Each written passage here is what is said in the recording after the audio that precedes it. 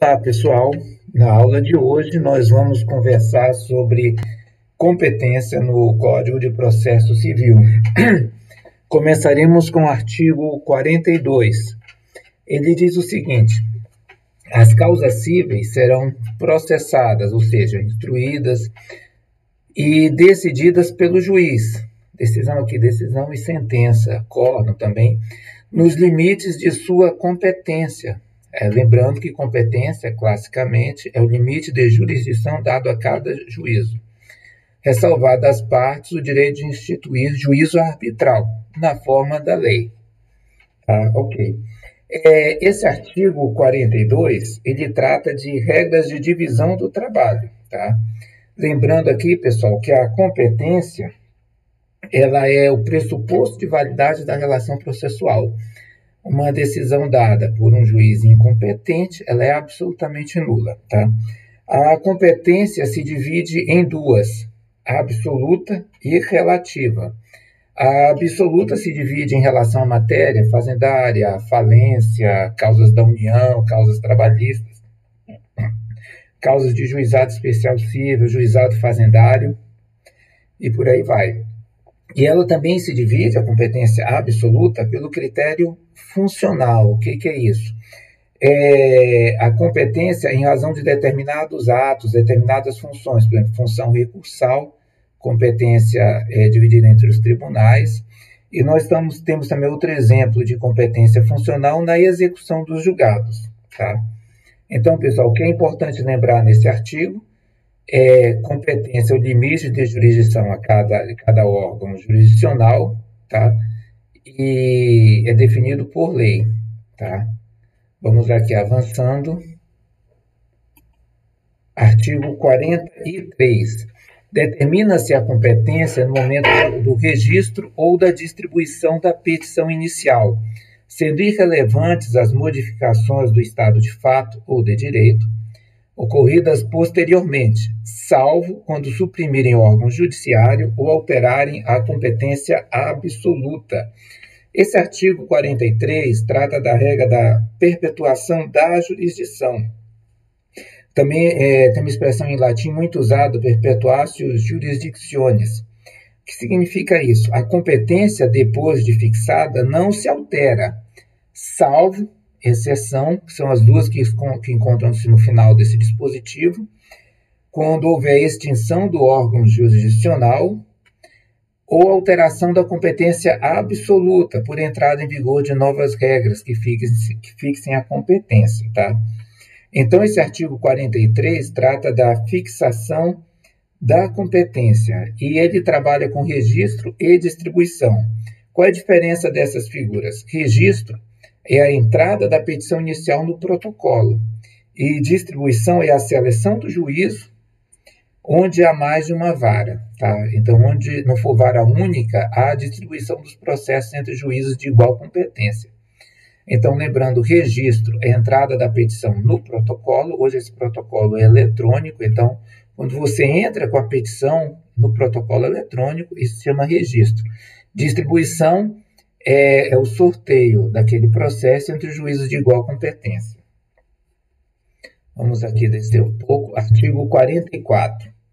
Diz o seguinte: obedecidos os limites estabelecidos pela Constituição Federal, a competência é determinada pelas normas previstas neste Código, ou seja, no Código de Processo Civil, ou em legislação especial. E aí nós temos várias leis, Lei 9.099, 12.153, Lei Maria da Penha, Lei de Falências, pelas normas de organização judiciária.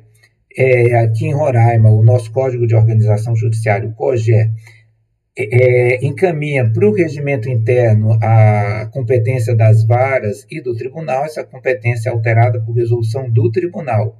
E ainda no que couber pelas constituições dos estados, porque existem algumas matérias, por exemplo, competência do tribunal, para julgamento de habeas corpus, mandado de segurança, quais são as autoridades que estão sujeitas à competência do tribunal. Isso é feito pela Constituição do Estado. Vamos avançar aqui. Artigo 45. Tramitando o processo perante outro juízo, os autos serão remetidos ao juízo federal competente, se nele intervir a União, suas empresas públicas, entidades autárquicas e fundações, ou Conselho de Fiscalização de Atividade Profissional, que é o CRM, OAB, Conselho Regional de Odontologia, Conselho de Arquitetura, na qualidade de parte ou de terceiro interveniente. O que significa isso? Existindo interesse da União, como parte ou interveniente, tramitando o processo em juízo diverso do federal, a ação deverá ser remetida para lá. Trata-se, portanto, de hipótese de competência da Justiça Federal, exceto, aqui vem a exceção, no final do caput, do artigo 45, exceto 1.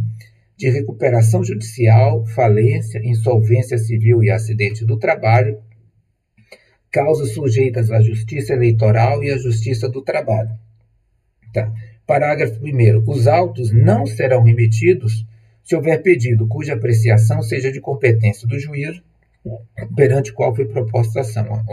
O parágrafo autoexplicativo. No parágrafo 2º, na hipótese do parágrafo 1º, o juiz, ao não admitir a acumulação de pedidos em razão da incompetência para apreciar qualquer deles, não examinará o mérito daquele em que existe interesse da União, porque ele é incompetente, de suas entidades autárquicas ou de empresas públicas. Ou seja, que se a ação contiver pedidos cumulados, um do juiz originário e outro do federal, o juiz originário deixará de apreciar esse último com a extinção do pedido. Aí, parágrafo 3º, o juízo federal restituirá os autos ao juiz estadual sem suscitar conflito. O conflito de competência pode ser positivo ou negativo. Positivo, quando 2 órgãos se dão por competentes. Negativo, quando nenhum dos órgãos se dá por competente para resolver o litígio.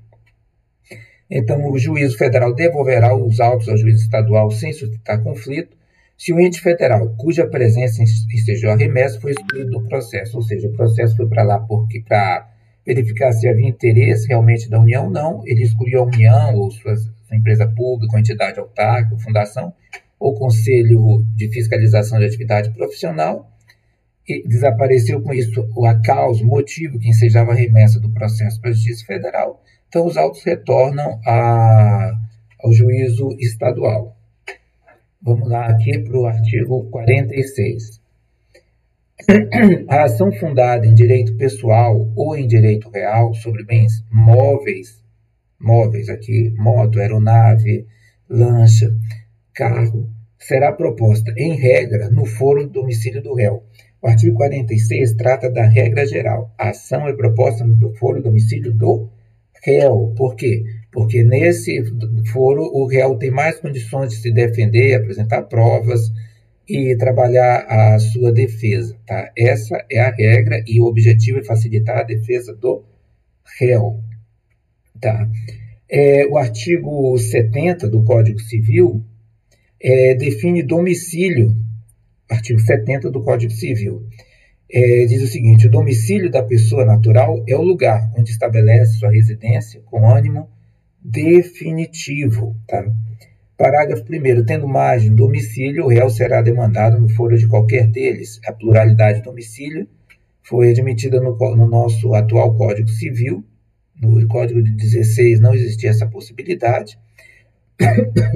Perdão. Parágrafo 2º. Sendo incerto ou desconhecido o domicílio do réu, ele poderá ser demandado onde for encontrado ou no domicílio do autor.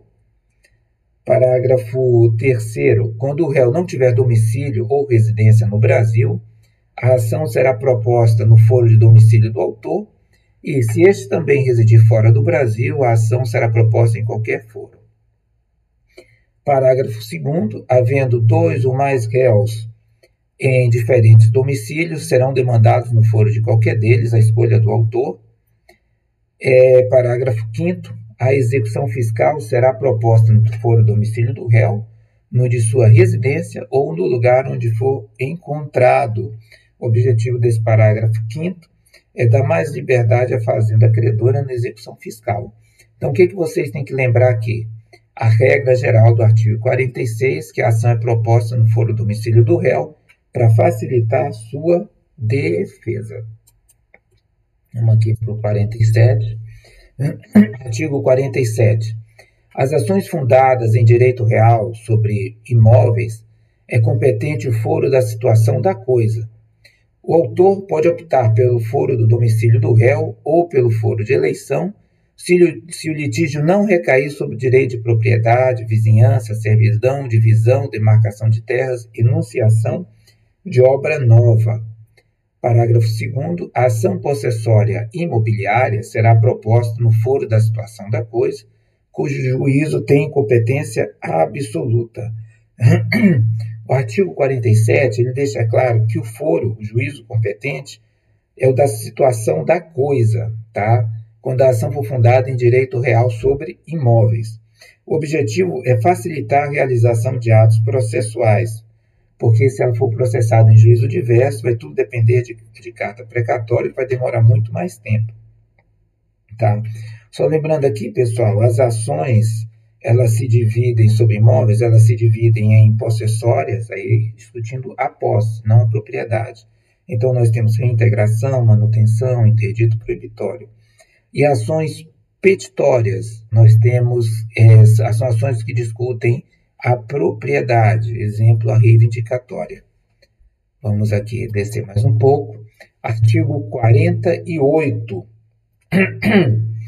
Ele trata o foro de domicílio do autor da herança. No Brasil, é competente para o inventário, a partilha, a arrecadação, o cumprimento de disposições de última vontade, a impugnação ou a anulação de partilha extrajudicial e para todas as ações em que o espólio for réu, ainda que o óbito tenha ocorrido no estrangeiro. Tá, pessoal? Aqui nós estamos cuidando de um artigo que nós já vimos, que é o 23, é a competência exclusiva da jurisdição brasileira. A justiça brasileira é o juízo competente para o autor, é o juízo competente para o foro do autor da herança, tá? 49. A ação em que o ausente for réu será proposta no foro de seu último domicílio, também competente para a arrecadação, o inventário, a partilha e o cumprimento de disposições testamentárias. Lembrando aqui, a ausência é uma figura jurídica que se constitui por meio de ação declaratória de ausência, tá? É necessário um reconhecimento judicial da ausência.